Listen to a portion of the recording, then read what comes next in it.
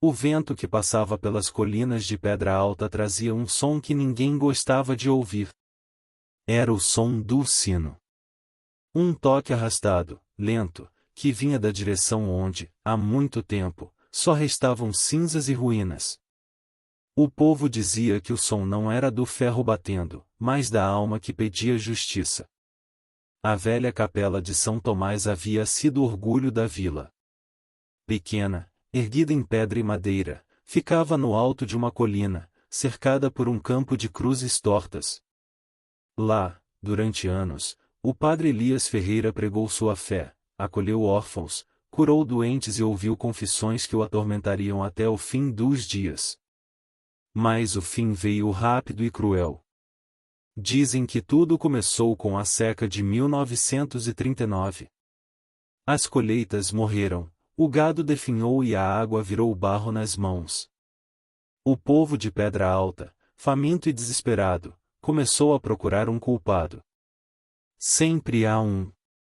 E o padre, com seu sino que tocava todas as tardes, passou a ser visto como o mensageiro do infortúnio. É castigo, Padre Elias, diziam as velhas nas portas. Talvez o senhor tenha mexido com o que não devia. Ele sorria, cansado, respondendo com palavras de fé. O castigo não vem de Deus, vem dos homens. Mas Deus prova seus filhos na dor.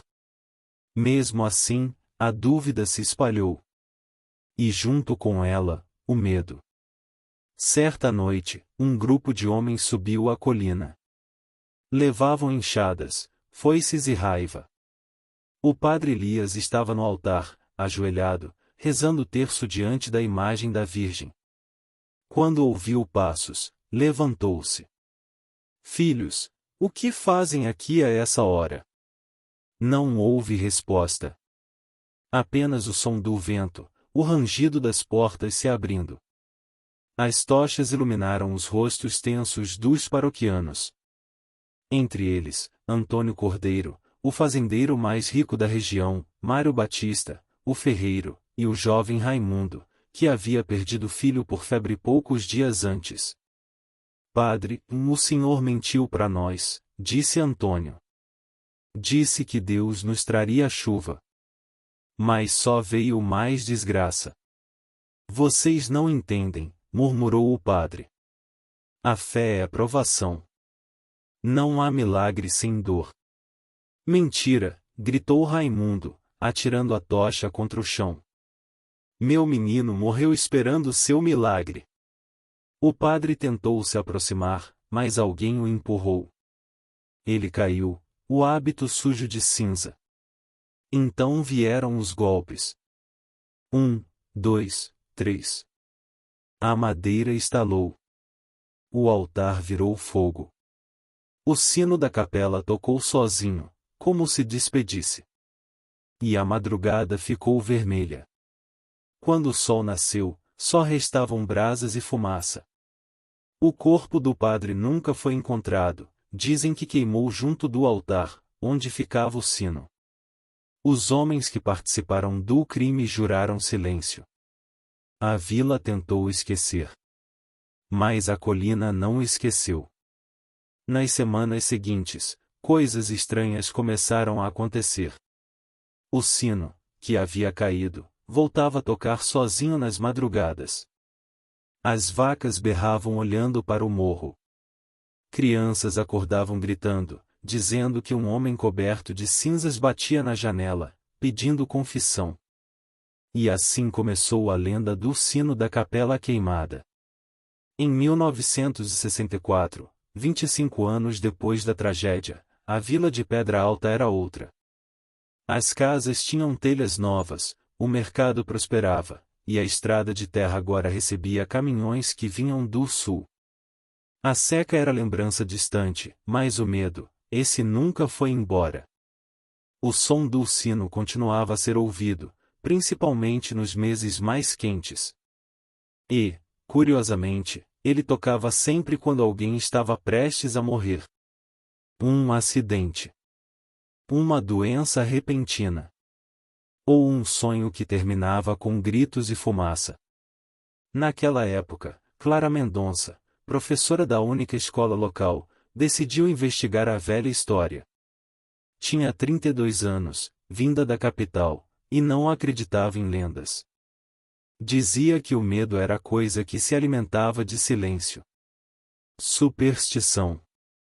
É só vento batendo em ferro solto, comentava. Mas o povo não gostava dessas palavras. Principalmente Dona Alzira, a parteira mais velha da vila. Menina, cuidado com o que diz. O sino não gosta de ser desacreditado. Clara riu. O sino, Dona Alzira?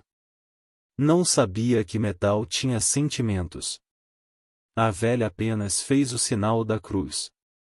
Metal não, minha filha. Mas o que o toca, esse tem. Naquela mesma noite, Clara resolveu subir a colina. Levou uma lanterna, uma caderneta e a curiosidade que sempre a guiava. A lua estava coberta por nuvens e o vento trazia cheiro de chuva distante. As ruínas da capela eram apenas um contorno escuro contra o céu. Ela encontrou o sino, ou o que restava dele.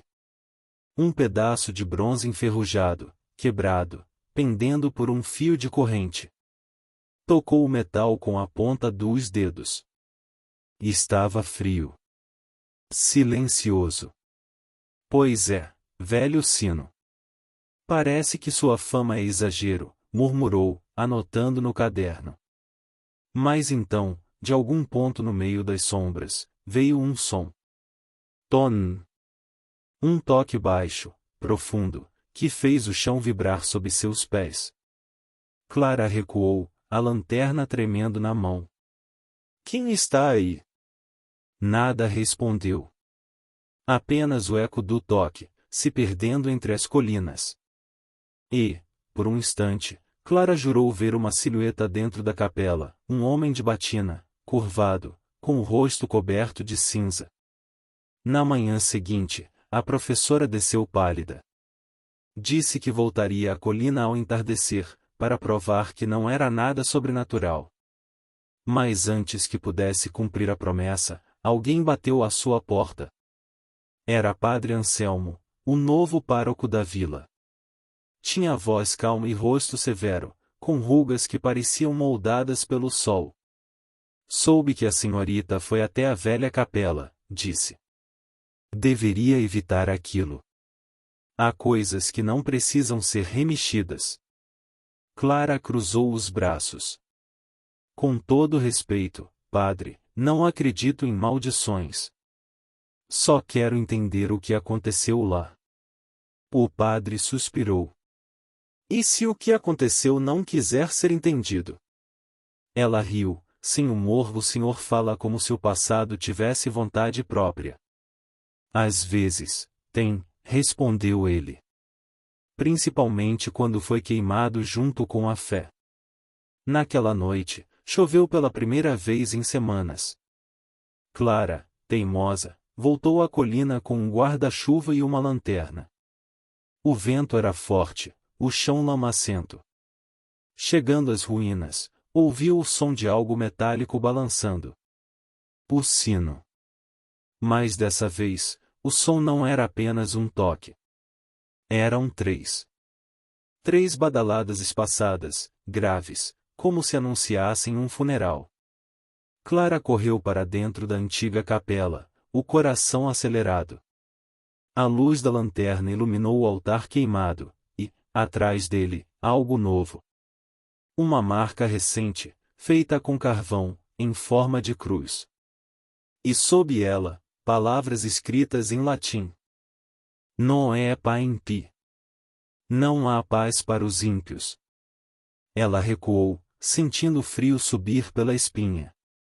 Quando se virou, o sino balançava sozinho, mesmo sem vento. E ao seu lado, uma sombra alta, imóvel, parecia observá-la. A lanterna piscou. A chuva engrossou. E o sino tocou mais uma vez. Ton. No dia seguinte, o povoado inteiro falava de gritos vindos da colina durante a madrugada. Clara não apareceu na escola. Seu guarda-chuva foi encontrado no meio do mato, virado e coberto de barro. Padre Anselmo subiu para procurar, mas só encontrou marcas de passos indo e voltando das ruínas. Nenhum sinal dela. Até que, à meia-noite, quando o padre se recolheu ao quarto, ouviu o som. O sino. Devagar, caminhou até a janela. A colina distante estava envolta em névoa, mas no alto, no lugar onde a capela se erguia, ele viu uma luz azulada, bruxuleante, como de uma vela acesa dentro das ruínas. E junto do toque, uma voz murmurando entre os ecos. Padre Anselmo. Ele caiu de joelhos, fazendo o sinal da cruz. Porque reconheceu aquela voz. Era a voz de Padre Elias Ferreira. Padre Anselmo passou a madrugada ajoelhado diante do crucifixo de madeira. O sino continuava a tocar ao longe, lento, arrastado, como se cada badalada medisse a distância entre o céu e o inferno. Ele rezava em voz alta, mas o som das orações parecia ser engolido pelas paredes. Quando o sino parou, um silêncio pesado tomou conta da sacristia. O padre ergueu os olhos para o crucifixo. Por um instante, jurou ver o Cristo de pedra abrir os lábios e sussurrar. Confesse, Anselmo. Ele se levantou, suando frio. Aquilo não podia ser real. Mas sabia que, em Pedra Alta, o real e o impossível sempre caminharam de mãos dadas. Na manhã seguinte, o povo se reuniu na praça. A notícia da desaparição de Clara Mendonça se espalhara rápido. Alguns diziam que ela fugira da vila, outros juravam que a viram caminhando descalça pela estrada de terra, com o olhar vazio, como quem segue uma voz que só ela escutava. Ela mexeu onde não devia, murmurou Dona Alzira, a parteira. Quem sobe aquela colina depois da meia-noite nunca volta o mesmo. Padre Anselmo tentou acalmar os ânimos. Vamos rezar por ela. Deus sabe de todas as coisas. Mas os olhares desconfiados o seguiam. Muitos achavam estranho o padre novo ter chegado há poucos meses, justo quando o sino começou a tocar de novo. Alguns sussurravam que ele escondia algo. E estavam certos. Anselmo não era apenas o novo pároco.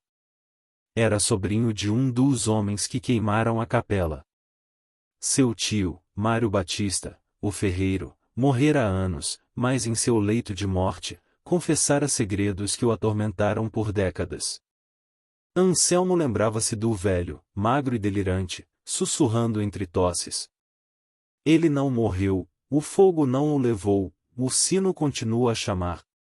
O padre, então jovem seminarista, acreditou tratar-se de delírio. Mas ao ser enviado à Pedra Alta pelo bispo, tudo começou a fazer sentido. As ruínas, as histórias, o medo coletivo. E agora, o desaparecimento da professora. Nessa noite, Anselmo decidiu subir ele mesmo a colina. Levava uma lamparina, a Bíblia e um crucifixo de ferro. O vento soprava forte, carregando o cheiro úmido da terra. A cada passo, lembrava-se das histórias do tio, e das palavras do bispo, quando o enviará à vila. Há lugares onde a fé foi corrompida, padre. Cabe a nós purificá-los. Quando chegou às ruínas, o ar pareceu mudar. Estava mais frio. O chão ainda guardava marcas de pegadas, pequenas, de mulher. Clara, pensou ele. Caminhou até o altar queimado. No mesmo lugar onde a professora vira a cruz de carvão, agora havia cinzas frescas, como se algo tivesse ardido de novo. No meio delas, um objeto, um terço de contas negras, derretido nas pontas. O padre se ajoelhou, tocando o chão. Rezou baixinho. Foi quando ouviu. Ton. O sino. Mas o som não vinha de cima da torre, vinha de dentro da terra, sob as pedras do altar. Anselmo encostou o ouvido no chão. Um sussurro, fraco, parecia vir das profundezas. Pai, por que me abandonaram? Ele recuou, ofegante. E a lamparina tremeluziu. Atrás dele, uma sombra se formava, um vulto alto, envolto em fumaça, com o rosto queimado e os olhos brancos como o cal. O padre ergueu o crucifixo. Afasta-te, em nome de Cristo. Mas a sombra não se moveu. Apenas estendeu a mão e, num tom de voz rouco e distante, falou: Cristo. Foi em nome dele que me queimaram. Anselmo correu colina abaixo, tropeçando no barro. O vento parecia rir em seus ouvidos. Quando chegou à vila, o sino tocava outra vez, mesmo sem ninguém por perto. 3 badaladas. Sempre 3. Dona Alzira o viu entrar na igreja, pálido, e o seguiu. Padre, o que o senhor viu lá em cima? Ele hesitou. Uma alma que não encontrou repouso. A parteira fez o sinal da cruz. Então ela chamou mais um. Toda vez que o sino toca 3 vezes, alguém é levado. Levantado por Deus? Perguntou o padre. Não, padre, respondeu ela.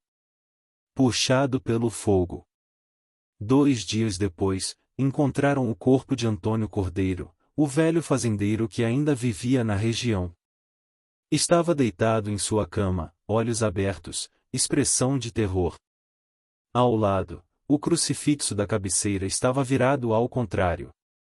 E, nas paredes, algo queimar em forma de símbolos, 3 cruzes invertidas. O povo murmurava que o sino soara na noite anterior. Padre Anselmo foi chamado para o velório. O cheiro de vela e madeira molhada enchia o ar. Ele olhou o corpo, rezou um Pai Nosso e percebeu um detalhe que ninguém mais notara e marcas negras nos pulsos, como se mãos em brasa tivessem segurado o homem. Ao sair, Dona Alzira o esperava na varanda. Mais um dos que traíram o padre Elias, disse. O terceiro ainda vive. Anselmo franziu o senho. O terceiro? Raimundo, o rapaz que perdeu o filho. Hoje é um velho, mora isolado na serra. Desde que o fogo levou o padre, ele nunca mais falou com ninguém. Na madrugada seguinte, Anselmo teve um sonho. Estava dentro da velha capela, o sino tocando sem parar. O altar queimava, e uma figura o chamava entre as chamas. Anselmo, confesse o pecado dos teus. Ele acordou suando, o coração disparado. O sino ainda ecoava, mesmo acordado. Decidido, preparou sua mala e partiu em direção à serra. A estrada era longa, coberta de neblina, e o silêncio parecia vivo. No alto, encontrou a cabana de Raimundo. Uma casa torta, cercada de cruzes de madeira seca. Bateu à porta. Sou o padre Anselmo. Preciso falar sobre o que aconteceu em 1939. O velho abriu a porta com dificuldade. Tinha os olhos fundos, o cabelo grisalho e as mãos trêmulas. Demorou, padre, o sino já me avisou que o senhor viria. Então sabe o que ele quer? Raimundo assentiu. Quer justiça. Mas justiça de alma não é perdão. É fogo. Anselmo entrou. O interior cheirava a ervas queimadas. Sobre a mesa, havia uma fotografia antiga, o grupo de homens diante da capela, antes do incêndio. No centro, o padre Elias sorria, segurando um pequeno sino de bronze. Eu tentei impedir, disse Raimundo, com voz embargada. Mas o ódio foi maior. Ele pediu para que parássemos, mas ninguém quis ouvir. Quando o fogo subiu, ele não gritou. Só olhou para a gente e disse: o sino vai chamar um por um, até o último. E quem é o último? Perguntou Anselmo. O velho sorriu, amargo.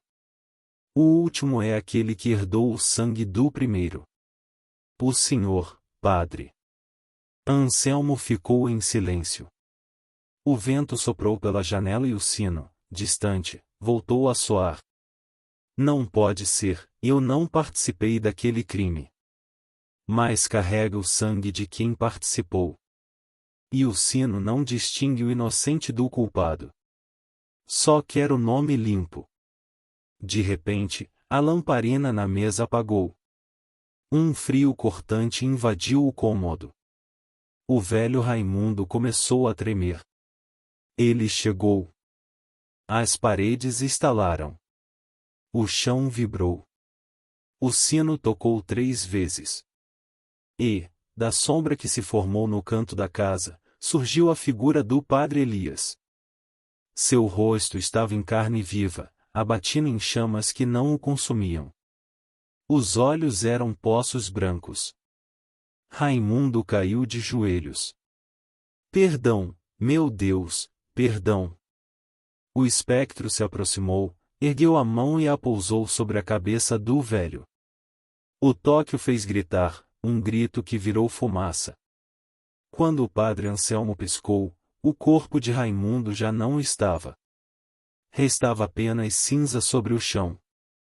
O espírito então voltou-se para ele. Falta um, Anselmo. O último toque é para ti. Sou o homem de fé, gritou o padre. Se quer vingança, que seja em mim, mas liberte esta vila. A sombra sorriu, distorcida. Não há fé sem arrependimento. E nenhum arrependimento apaga o fogo. E desapareceu. Anselmo desceu a serra ao amanhecer. As roupas sujas de cinza, o olhar perdido. O sino tocava de novo, mas agora, em cada toque, parecia haver vozes humanas, lamentos e preces misturados ao som metálico. Ele compreendeu que o ciclo estava quase completo. Só restava entender como quebrá-lo. De volta à vila, procurou Dona Alzira. Encontrou-a preparando velas e rezas antigas. Padre, o sino só vai parar quando ele for enterrado como devia. Com o corpo e a alma em paz. Mas para isso, é preciso abrir o chão da capela. O corpo nunca foi encontrado. E está lá. A terra guarda o que o fogo não levou. Anselmo respirou fundo. Então, se é lá que tudo começou, é lá que tudo vai terminar. Naquela noite, com uma pá, velas e o crucifixo, o padre subiu sozinho a colina. O vento rugia como fera. A cada passo, as árvores pareciam se curvar, sussurrando orações esquecidas. Quando chegou às ruínas, o sino já balançava, lento, sem vento algum. Ajoelhou-se diante do altar queimado. Padre Elias, vim cumprir o que te negaram. Que tua alma descanse.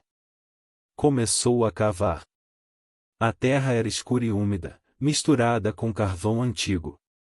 Cavou por horas, até o som do ferro bater em algo duro. Um pedaço de madeira carbonizada. Sob ela, um esqueleto, em posição de oração, as mãos ainda juntas. Anselmo chorou. Perdoa-nos, Senhor. E perdoa teu servo Elias. Mas quando levantou o crucifixo, o chão tremeu. O sino tocou uma última vez, e as chamas antigas voltaram a surgir ao redor. A sombra ergueu-se do túmulo, olhando com olhos de fogo. Não há perdão sem confissão completa, disse a voz. Diz o que ocultou. Eu sabia. Sempre soube da culpa do meu tio. E mesmo assim aceitei vir pra cá, achando que podia apagar o pecado com rezas. Mas o sangue fala. E eu o ignorei. A sombra se aproximou, pousou a mão sobre o crucifixo. O metal derreteu. Então, o espírito de Elias sorriu, um sorriso triste, humano. Agora, filho, o sino pode se calar. O fogo apagou. A sombra desapareceu. E o sino caiu, rachado, sobre a terra. Ao amanhecer, os moradores de Pedra Alta viram uma luz azul subir da colina e se perder no céu. Desde então, o sino nunca mais tocou. Mas há quem diga que, em noites de chuva, se alguém cometer um pecado grave e tentar dormir em paz, ouvirá um som distante, o eco de um sino velho, chamando para confessar. O silêncio que se seguiu àquela madrugada parecia diferente. Não era o silêncio comum das colinas, cheio de grilos e vento. Era um silêncio denso, quase sagrado. Por décadas, ninguém em Pedra Alta ouviu o som do sino novamente. Padre Anselmo nunca voltou a descer da colina. Quando os moradores subiram dias depois, encontraram apenas a cruz de ferro fincada no solo, onde antes havia ruínas. A capela, antes queimada e coberta de cinzas, estava agora em paz. Nenhum som, nenhuma chama, nenhum sinal de maldição. Mas o povo, como sempre, jamais esquece completamente. O tempo pode enterrar a culpa, mas não apaga o medo. Os anos se tornaram décadas. A estrada que passava por Pedra Alta foi asfaltada.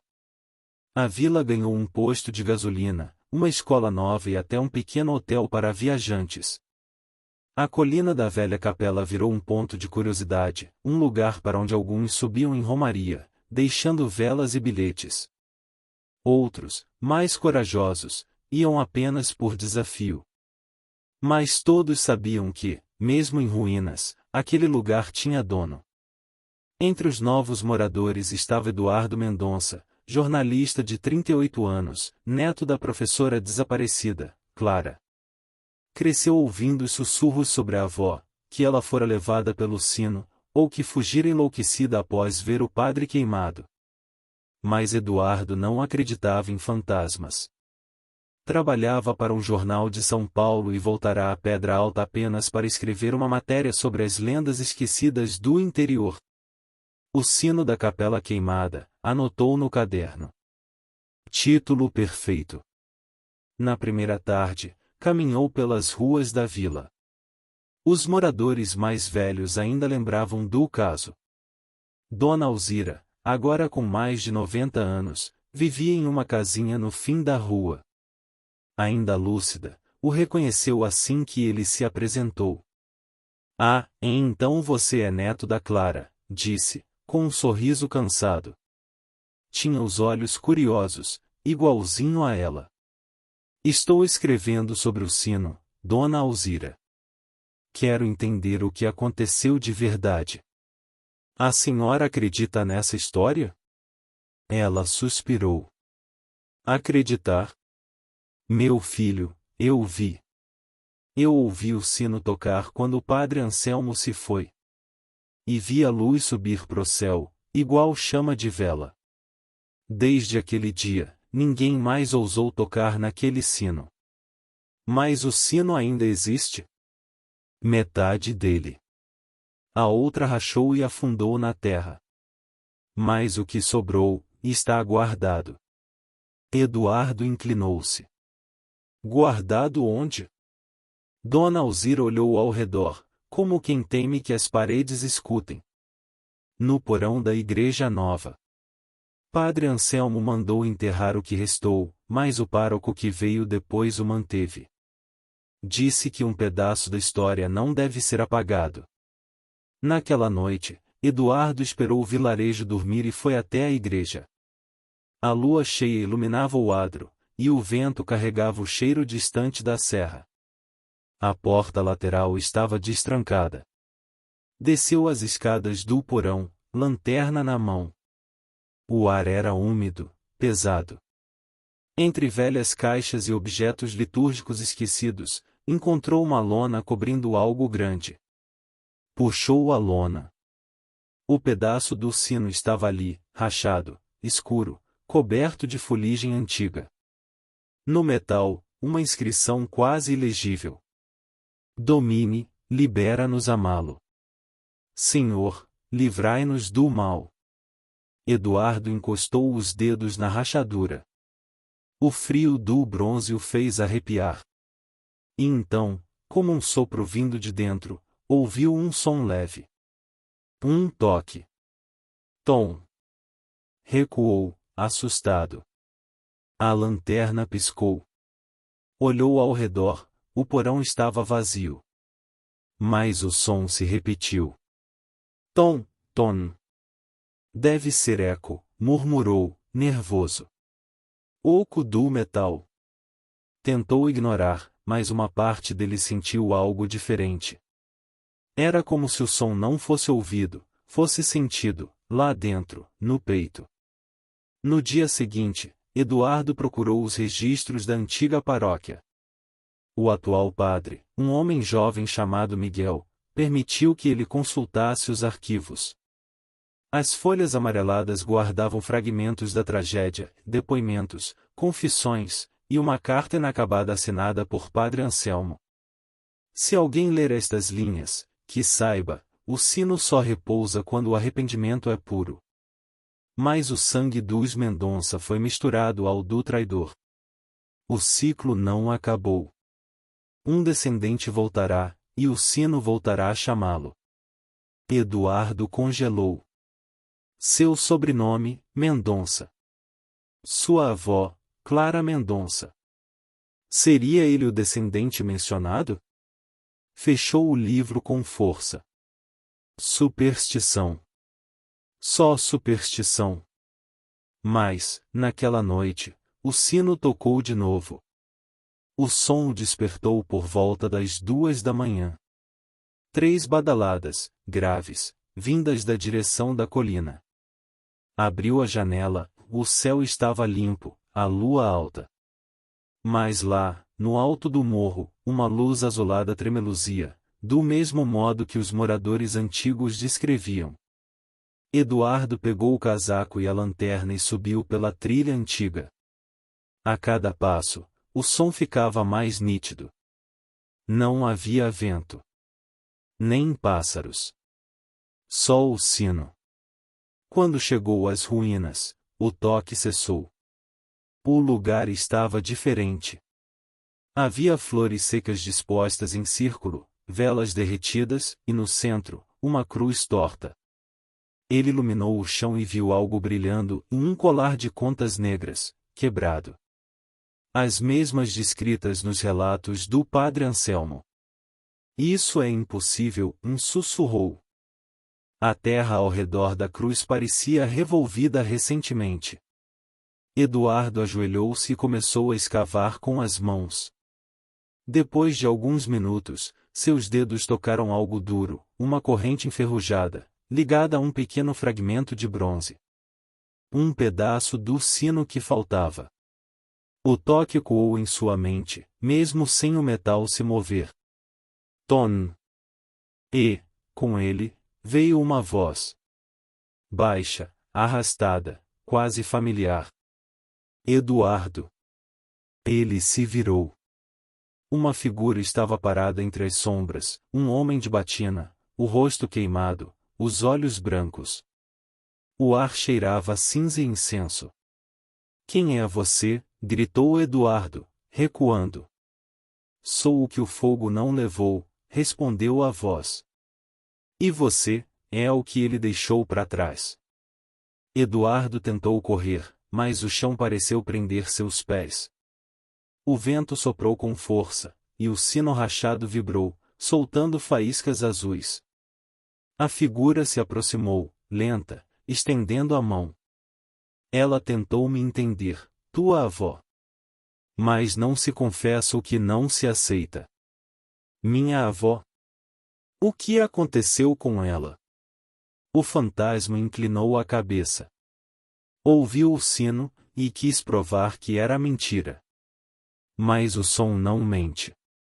O som é a alma pedindo voz.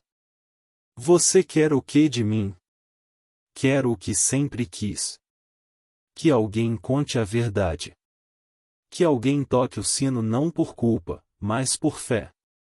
Eduardo ergueu a lanterna, a luz atravessou o corpo do espectro, revelando por um instante rostos sobrepostos, o do Padre Elias, o de Clara, o de Anselmo. 3 gerações unidas por um mesmo destino. O vento cessou. O sino parou de vibrar. E o fantasma sumiu. Na manhã seguinte, os moradores encontraram Eduardo dormindo ao lado das ruínas, com o caderno aberto sobre o peito. Escrito ali, em sua caligrafia, havia uma frase: o sino não chama os culpados. Chama os que esquecem. Ele voltou para São Paulo no dia seguinte, levando consigo as anotações. Publicou sua matéria meses depois, uma longa reportagem que misturava história, fé e mistério. Mas, curiosamente, nunca citou o nome da vila.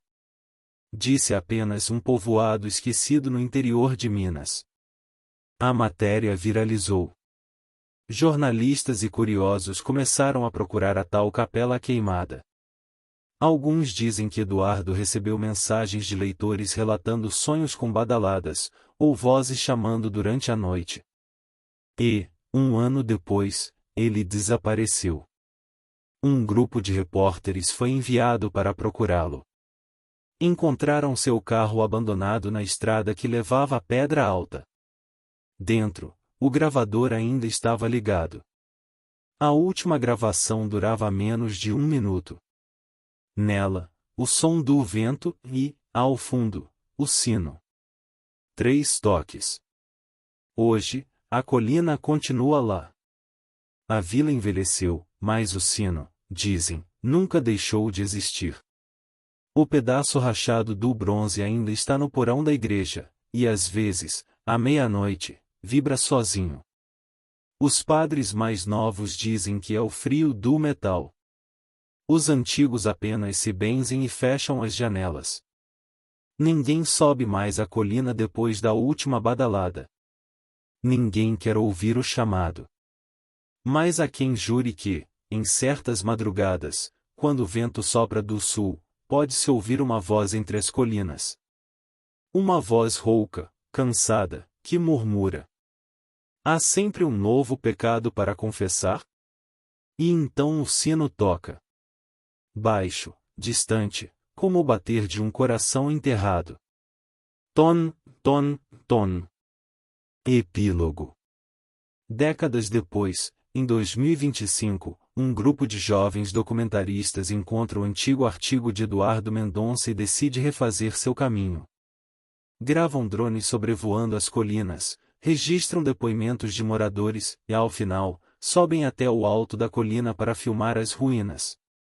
Quando retornam à cidade, percebem que o áudio de todas as câmeras foi captado com o mesmo som de fundo. 3 badaladas. Um deles, o editor de som, tenta isolar o ruído. Amplifica, filtra, desacelera. E descobre algo que nenhum dos outros percebeu. Entre os ecos metálicos, uma voz quase humana sussurra. Padre Elias Ferreira, em presente. O vídeo nunca foi publicado. Mas às vezes, em fóruns da internet, aparece uma versão distorcida, filmada de um monitor. Ao fim da gravação, quando a tela escurece, o som do sino ecoa mais uma vez. E, logo depois, um novo sussurro. Agora é sua vez. Se você gostou e quer ouvir mais histórias como essa, deixe um like e se inscreva no canal. Obrigado por assistir.